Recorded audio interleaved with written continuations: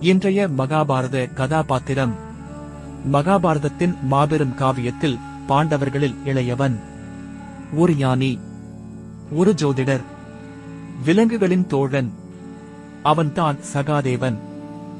அவரது திறமைகள் பல. ஜோதிடத்தில் தேர்ந்தவன். கிரகங்களின் சஞ்சாரத்தை துல்லியமாக கணித்து வருங்காலத்தை உரைக்கும் வித்தகன். அவன் வாக்கு பொய்த்ததில்லை.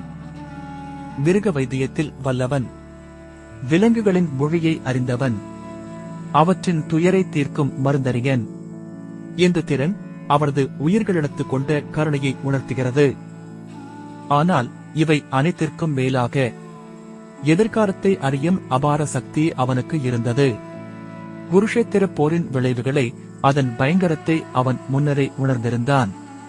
ஆயினும் கிருஷ்ணரின் கட்டளையால் அந்த உண்மைகளை தனக்குள்ளேயே பூட்டி வைத்தான். சகாதேவனின் பலம் அவரது ஞானம்.